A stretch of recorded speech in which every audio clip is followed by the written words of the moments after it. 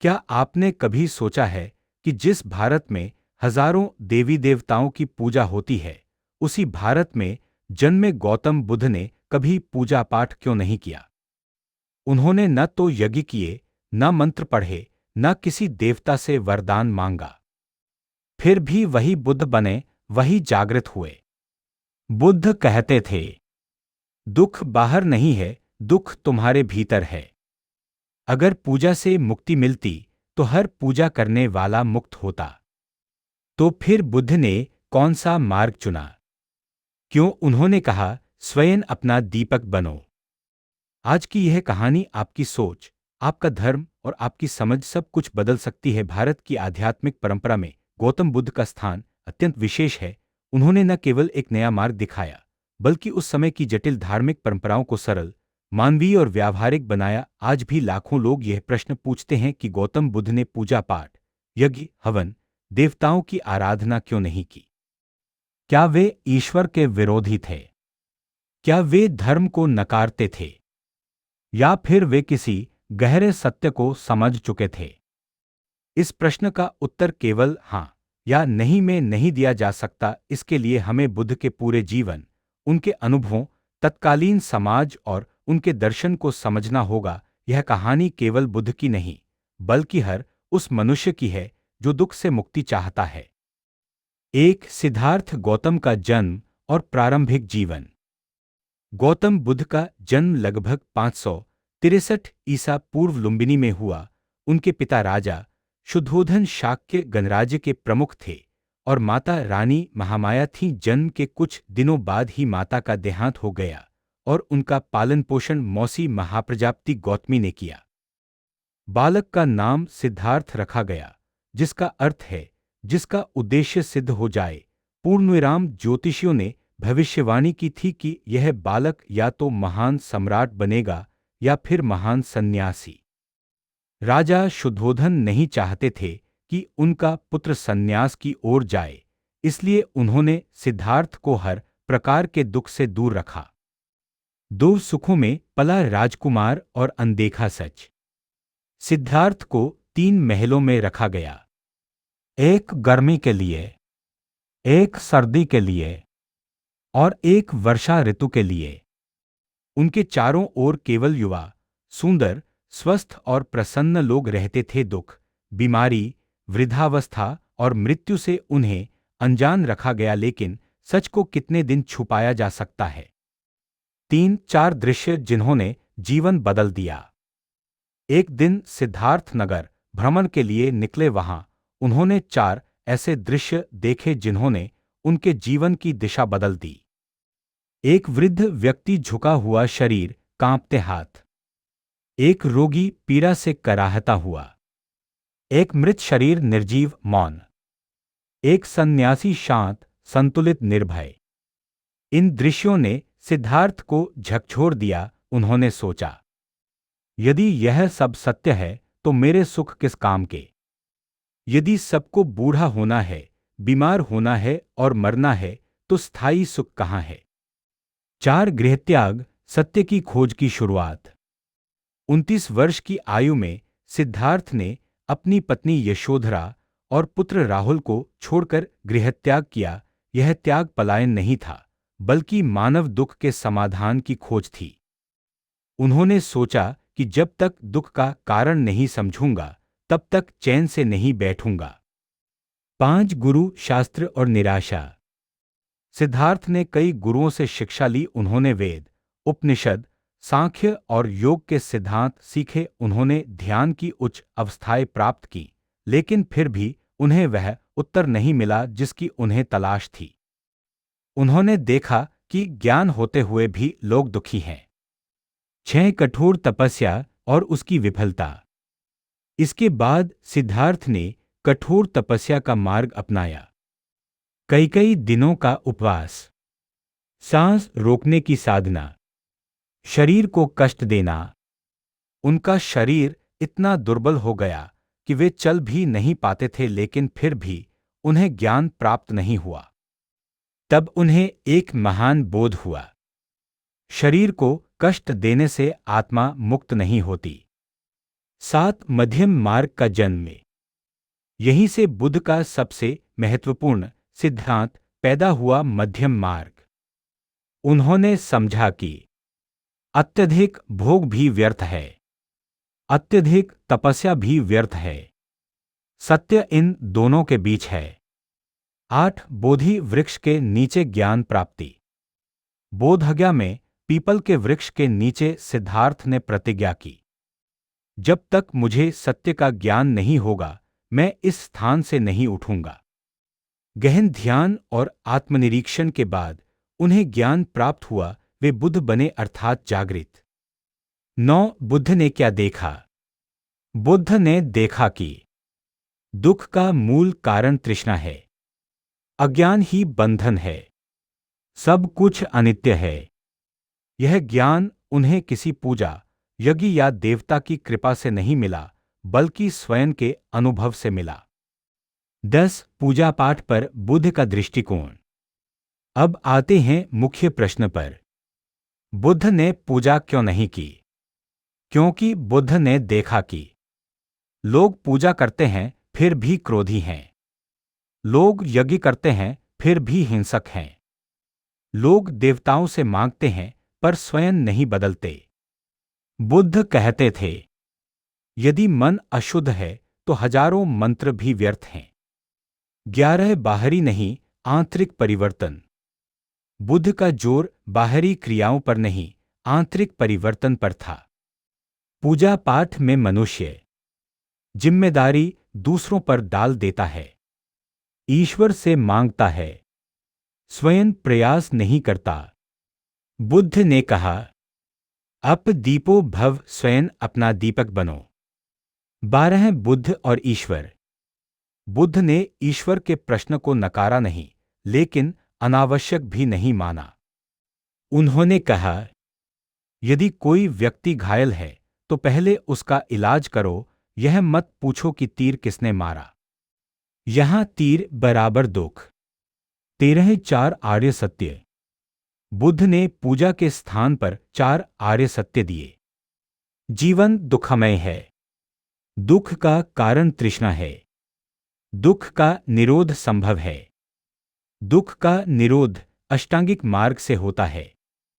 14 अष्टांगिक मार्ग, सच्ची साधना। सम्यक दृष्टि, सम्यक संकल्प, सम्यक वाणी, सम्यक कर्म, सम्यक आजीविका, सम्यक प्रयास, सम्यक स्मृति, सम्यक समाधि। यह जीवन जीने की कला है, पूजा नहीं। 15 बुद्ध का संघ और सामाजिक क्रांति। बुद्ध ने जाति, लिंग और वर्ग के भेद को तोड़ा उनके संघ में। ब्राह्मण, शूद्र, स्त्री, दास, सब समान थे। 16 कलाम सूत्र, अंधविश्वास का खंडन। बुद्ध ने कहा, किसी बात को इसलिए मत मानो कि वह परंपरा है, स्वयं अनुभव करो। 17 बुद्ध का अंतिम उपदेश। महापरिनिर्वाण से पहले बुद्ध ने कहा, सब कुछ अनित्य है, प्रमाद मत करो। उन्होंने पूजा का आदेश नहीं दिया, बल्कि जागरूकता का। निष्कर्ष, गौतम बुद्ध ने पूजा पाठ इसलिए नहीं किया क्योंकि वे मनुष्य को आत्मनिर्भर बनाना चाहते थे। वे दुख का वास्तविक समाधान दिखाना चाहते थे। वे करुणा, शील और प्रज्ञा को सर्वोच्च मानते थे। उनके लिए सच्ची पूजा थी दुखी प्राणी के प्रति करुणा। 18 बुद्ध का ध्यान और पूजा का वास्तविक अर्थ। ज्ञान प्राप्ति के बाद बुद्ध ने यह स्पष्ट किया कि ध्यान और पूजा एक चीज नहीं है। पूजा में मनुष्य किसी बाहरी शक्ति से कुछ पाने की अपेक्षा करता है, जबकि ध्यान में मनुष्य अपने मन को समझने की चेष्टा करता है। बुद्ध कहते थे, जिस मन को तुम देवताओं के सामने झुकाते हो, उसी मन को यदि तुम देख लो तो देवता की आवश्यकता ही नहीं रह जाती। उनके अनुसार सच्ची साधना यह देखना है कि क्रोध कैसे पैदा होता है, लोभ कैसे जन्म लेता है, भय कैसे मन को जकड़ लेता है, यह सब देखने के लिए पूजा नहीं, जागरूकता चाहिए। 19 बुद्ध और तत्कालीन ब्राह्मणवाद। बुद्ध के समय धर्म का अर्थ था यज्ञ, हवन, मंत्र, बलि। इन सब पर केवल एक वर्ग का अधिकार था। सामान्य मनुष्य को बताया जाता था कि तुम स्वयं मोक्ष प्राप्त नहीं कर सकते, इसके लिए ब्राह्मण की आवश्यकता है। बुद्ध ने इस सोच को सीधी चुनौती दी। उन्होंने कहा, यदि मुक्ति किसी दूसरे के द्वारा मिलती तो सबसे पहले अमीर और शक्तिशाली मुक्त होते। बुद्ध ने धर्म को जन जन के लिए खोल दिया। 20 बुद्ध ने देवताओं का अपमान क्यों नहीं किया। यह समझना बहुत जरूरी है कि बुद्ध ने कभी देवताओं का अपमान नहीं किया।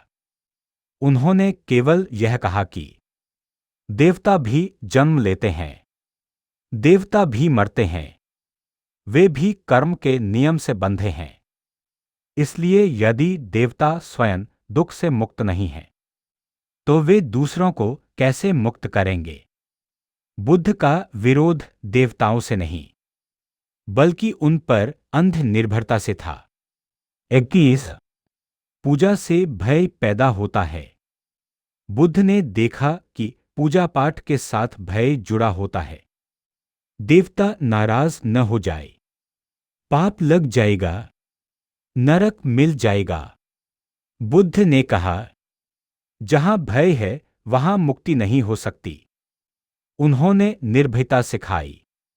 निर्भयता आती है समझ से, पूजा से नहीं। 22 कर्म का सिद्धांत, देवता नहीं तुम स्वयं। बुद्ध का कर्म सिद्धांत बहुत स्पष्ट था। तुम्हारा दुख तुम्हारे कर्मों का फल है, तुम्हारा सुख भी तुम्हारे कर्मों का फल है। इसमें कोई देवता दंड देने या इनाम देने वाला नहीं है। उन्होंने कहा, जैसे बीज बोओगे वैसा फल मिलेगा, इसलिए पूजा कर के कर्मों से बचा नहीं जा सकता। 23 बुद्ध और प्रार्थना। बुद्ध ने प्रार्थना को भी अस्वीकार नहीं किया, लेकिन उसका अर्थ बदल दिया। उनके लिए प्रार्थना का अर्थ था शुभ भावनाएं, मैत्री, करुणाएं। वे भिक्षुओं से कहते थे, सारे संसार के लिए मंगल कामना करो। यह मांग नहीं थी, यह भावना का विस्तार था। 24 स्त्रियां और पूजा पाठ। उस समय स्त्रियों को पूजा और यज्ञ से दूर रखा जाता था। बुद्ध ने स्त्रियों को संघ में प्रवेश दिया। यह अपने आप में क्रांति थी। उन्होंने कहा, बुद्धत्व पुरुष या स्त्री का विषय नहीं, यह जागृति का विषय है। यदि पूजा पाठ अनिवार्य होता तो स्त्रियां कभी मुक्त न हो पाती। 25 बुद्ध और मूर्ति पूजा। यह जानना जरूरी है कि बुद्ध के जीवनकाल में बुद्ध की कोई मूर्ति नहीं थी। क्यों? क्योंकि बुद्ध ने कहा, मेरी पूजा मत करो, मेरे मार्ग को समझो। बुद्ध की मूर्तियां बाद में बनी, जब लोगों को फिर से सहारे की आवश्यकता हुई। 26 बुद्ध की शिक्षाओं का दुरुपयोग। समय के साथ साथ बुद्ध के नाम पर भी पूजा होने लगी।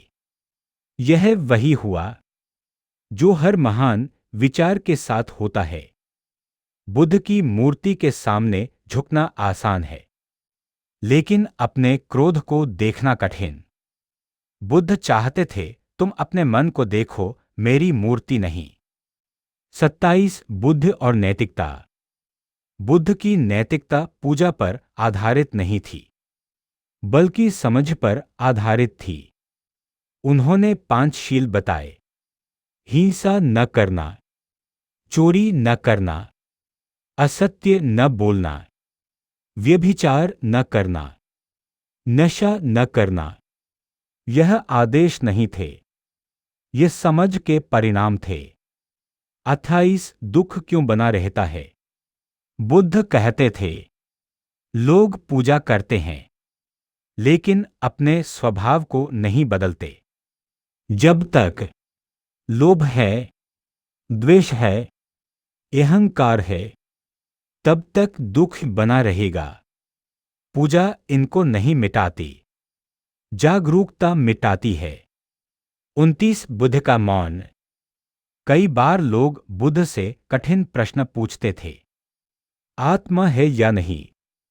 ईश्वर है या नहीं? ब्रह्मांड अनंत है या नहीं? बुद्ध मौन रहते थे। क्यों? क्योंकि ये प्रश्न दुख को समाप्त नहीं करते थे। 30 बुद्ध का उद्देश्य। बुद्ध का उद्देश्य था मनुष्य को स्वतंत्र बनाना, भय से मुक्त करना, अंधविश्वास से बाहर निकालना। उन्होंने कहा, मैं तुम्हें स्वर्ग नहीं देता, मैं तुम्हें जागरूकता देता हूं। 31 बुद्ध और आम मनुष्य। बुद्ध राजा महलों में नहीं रहे, वे गांव गए। उन्होंने किसानों, मजदूरों, चोरों, वेश्या सबसे बात की। वे किसी से पूजा नहीं करवाते थे, वे केवल समझाते थे। 32 बुद्ध की करुणा। एक बार एक हत्यारा अंगुलिमाल बुद्ध से मिला। पूजा पाठ के अनुसार वह नरक का पात्र था। बुद्ध ने उसे बदला नहीं, समझ दी। अंगुलिमाल परिवर्तित हुआ। यह परिवर्तन पूजा से नहीं, करुणा से हुआ। 33 बुद्ध और मृत्यु। बुद्ध मृत्यु से नहीं डरते थे, क्योंकि वे जानते थे, जो जन्मा है वह मरेगा। पूजा मृत्यु को नहीं रोक सकती, लेकिन समझ मृत्यु के भय को समाप्त कर सकती है। 34 महापरिनिर्वाण। बुद्ध के अंतिम क्षणों में उनके शिष्य रो रहे थे। बुद्ध ने कहा, मत रोओ, जो मैंने सिखाया है वही तुम्हारा सहारा है। उन्होंने किसी देवता का नाम नहीं लिया। 35 अंतिम शिक्षा का अर्थ। सब कुछ अनित्य है। इसका अर्थ निराशा नहीं, बल्कि आसक्ति से मुक्ति है। जब तुम जानते हो कि सब बदलता है, तो तुम पकड़े नहीं रहते। 36 निष्कर्ष अंतिम। गौतम बुद्ध ने पूजा पाठ इसलिए नहीं किया क्योंकि वे मनुष्य को परनिर्भर नहीं बनाना चाहते थे। वे डर पर आधारित धर्म के विरोधी थे। वे अनुभव पर आधारित मुक्ति सिखाते थे। उनके लिए सच्चा धर्म था सही देखना, सही समझना, सही जीना। बुद्ध का मार्ग पूजा का नहीं, जागृति का मार्ग है।